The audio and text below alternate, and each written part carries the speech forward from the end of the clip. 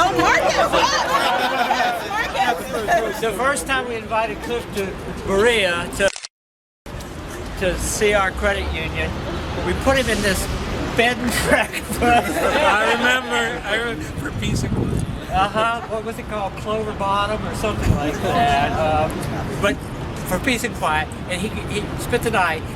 And the L&N Railroad is right by this bed and breakfast. Every night he went through, he got up the next day and said, I can only stay one night here. It's true. It's true. I come from New York, which is not known for its quiet. So yeah, Marcus, you're really going to like it. It's going to be really quiet. 11:45, trains coming through. Wakes me up. I go back to sleep. 12:15, trains coming through. Wakes me up. Thanks a lot, Marcus. But he came back 2 times more. I did. So and it's a wonderful place. For real. Thank you, Marcus. Who else? I'm looking at some people. Melissa. Smile. Come on down, Melissa. I don't know any stories. Just wish Cliff well wishes. I have a story. All right. We were out in Hawaii. And, Cliff says, you always wear a tie. Always wear a tie. It's a good idea. Business casual, but tie. So I get out to Hawaii, and I'm wearing a tie. I'm the only one in the room with a tie. You didn't get the memo. In Hawaii, tie is wrong. You had a Hawaiian shirt on. And my response to that is, for any of you who've known Brian in his life in the Federation before and now as a consultant, he is so much better dressed now. It's unbelievable. He is really snappy. Yeah. So are you. Your wife has good taste. Most men, many men know this. It's the wife that picks the ties. Yeah. Yes, Mignon would like to say a couple words. I would, and I apologize if I'm going to somber up the mood just a bit. And I don't mean to, but I do have a great Cliff story, and it goes like this. The first person who called ASI Credit Union after Katrina hit, and we were really in a bad way, was Cliff Rosenthal. And he called our credit union and extended his hand in the Federation, and I just want to say, I think it speaks to the soul and the heart and the spirit man is all about and always will. Okay, Helen, I see you there. I spoke at lunch, but I will never, ever refuse to speak.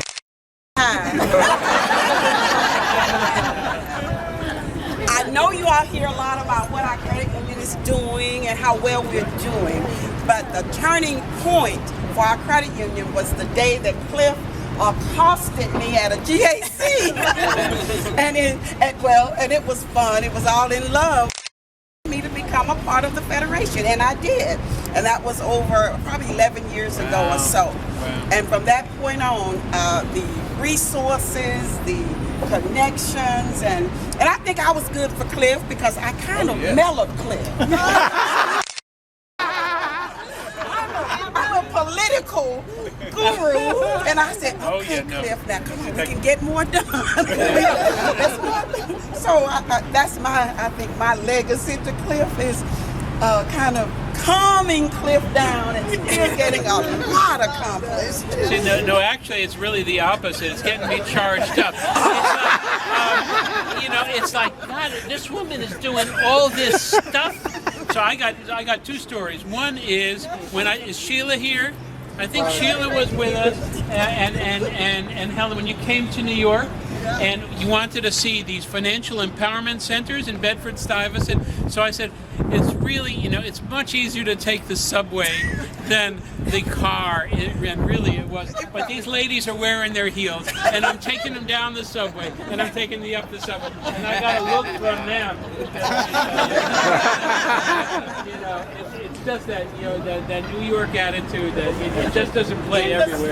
We don't do subway. And the other thing I'll tell you about Helen is when we were in Memphis at the annual conference, I'm walking into this workshop, and I see this really dynamic person who's got everybody's rapt attention. And then I find out she's giving out $20 bills. maybe it was 5, but it was real money just to get taken out. So Whatever works. there you go. And that's what I learned from Helen. Thank you. We will miss you. The movement will miss you so close up. We love you, truly love you as our leader. And I don't think we'll ever lose that position in our hearts. And wherever you go, you can always know you've got family, you've got friends, and you can call on us. If they don't treat you right, call us. Won't we come?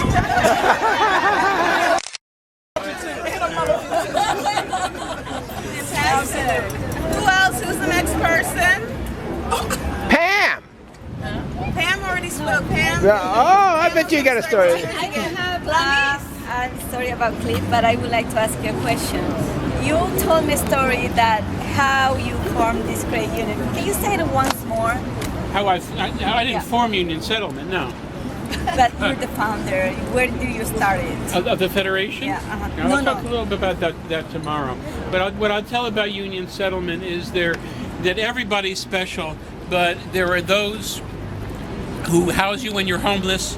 And when the Federation was literally homeless in 1982-83, when we couldn't afford an office, Union Settlement Federal Credit Union in East Harlem offered us an office space. The late Annie Vamper used to commute there from New Jersey. It took her 3 hours to get there.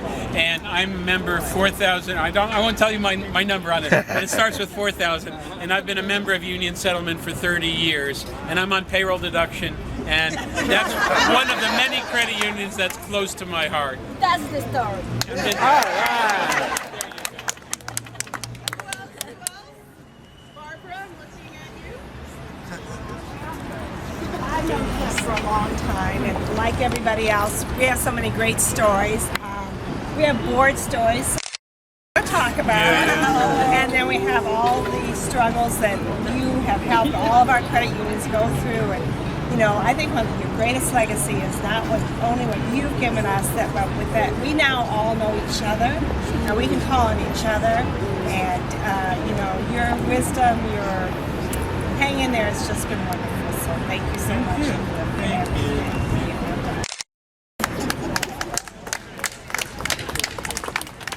So you can tell the other stories in private if you like. This goes back to the 1999 annual meeting. Oh my gosh, yeah. The situation that almost was. That almost was, yes. Oh, yeah. And I remember at that point I was in a capitalization committee meeting, which is now the CETA committee meeting. And they wanted to wrap up quickly to go downstairs to the business meeting to see what eventually might happen. But thankfully, the membership, you all put down the supposed the insurrection, I guess you call it. By one vote. By one vote. But, We said we're all going with thought Cliff. We staff got together. That, you know, thankfully for you all, that you all put that down. Yep. And it could have been a major situation, never happened. And I can, at the time it was not funny, but now I can laugh. Yeah. It was not funny. It was not funny. Yeah. And the people in this movement did the right thing then, and they always have. That's hard to find. I'm looking at Ginger.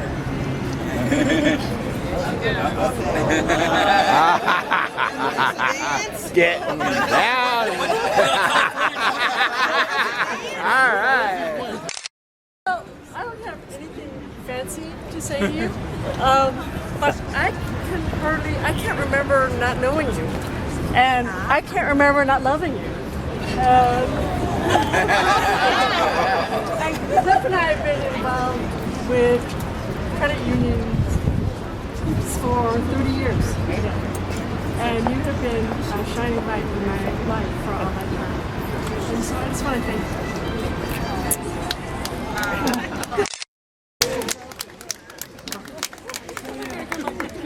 you. I can guarantee this is more hugs than I'm going to get in a week. Maybe a month, maybe a year.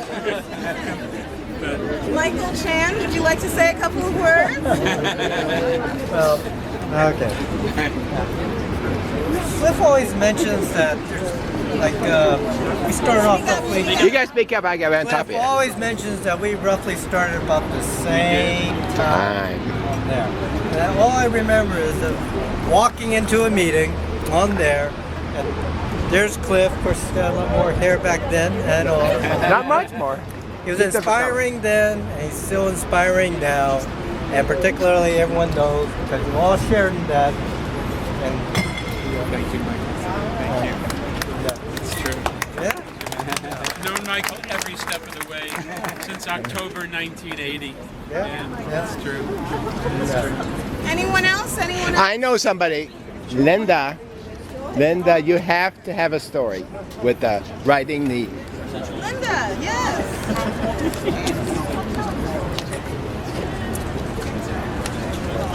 I think that you and I have known each other probably just about, there might be 2 or 3 people here who've known you longer than you've known each other.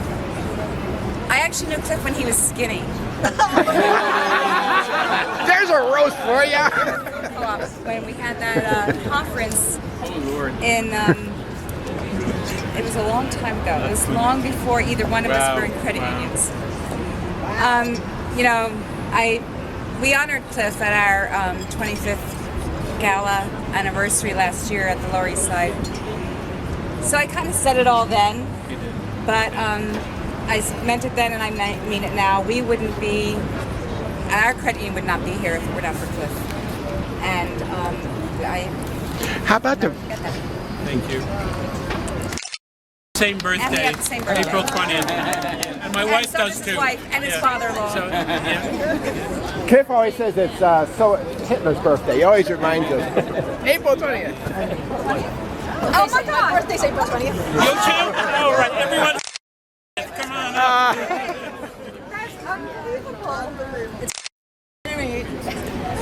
Ginger said that she couldn't remember a time when she didn't love you, and I can't remember a time when I haven't been afraid of you. What? Oh my God. Live and learn. love credit unions, and I think that we do such a magnificent job, and it is really, it's always you who sort of like sometimes just says, what about? But what about? It puts me in the right place. Oh, And, no. yes, absolutely, absolutely. God, that's worrying. It's not worrisome. Okay. It's actually somebody sort of to keep us grounded and to say the truth sometimes when the rest of us might not be willing to do so. And so for that, I will always be grateful. In addition to This what about stuff. I must confess to you that when Debbie Match was giving her speech today, and when Donna was giving her speech, my old reflexes were kicking in, and I said, yes, but what about this? What about that? You didn't do that. That regulation is not right. I don't care what you say, but I gotta be good now. You're gonna see her in the elevator. You've got to be good. That's true.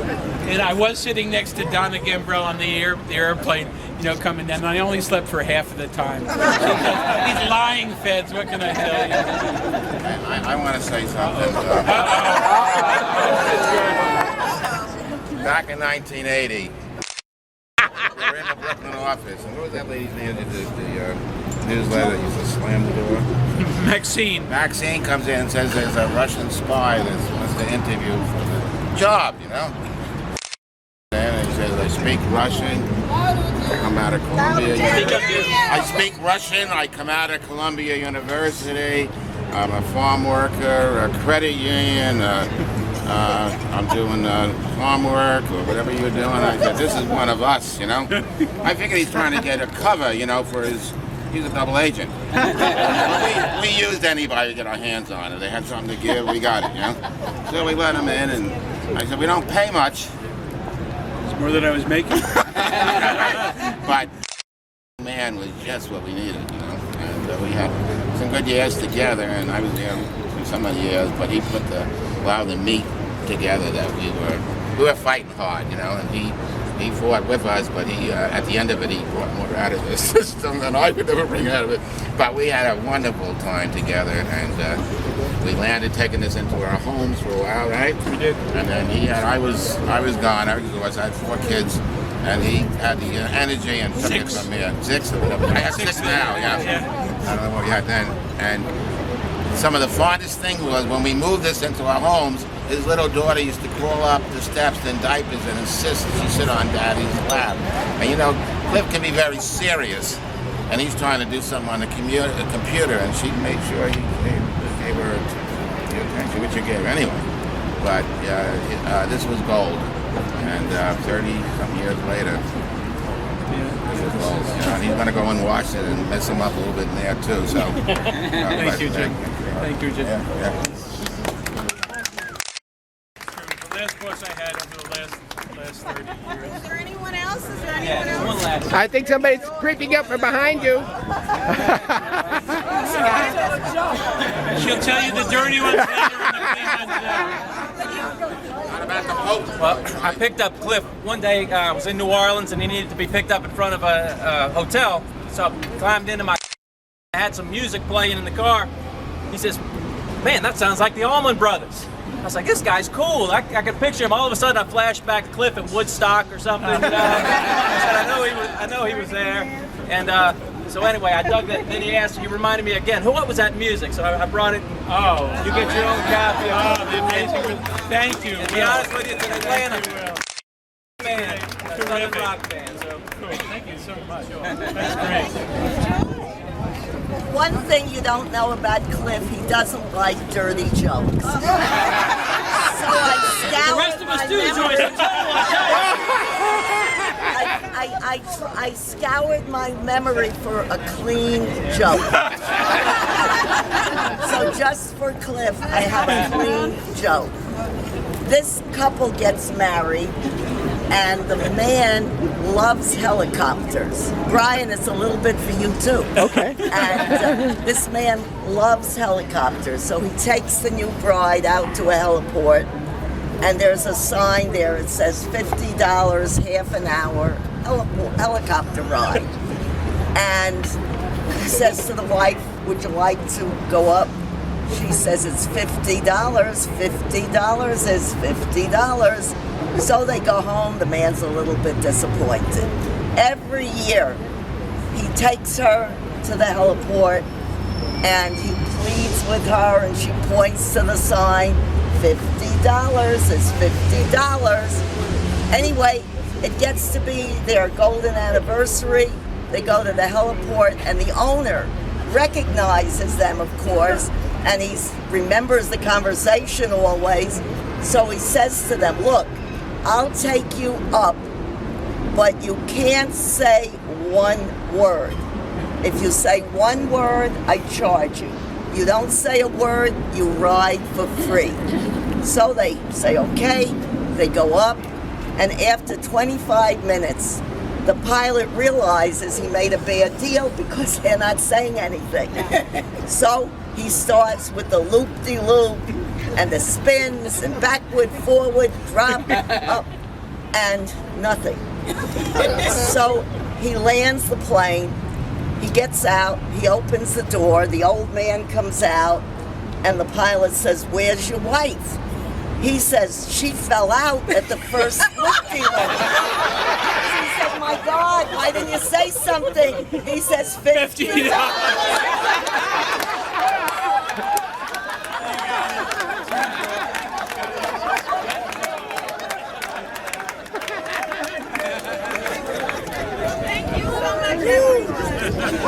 Wait a minute. One more. Lenny has something.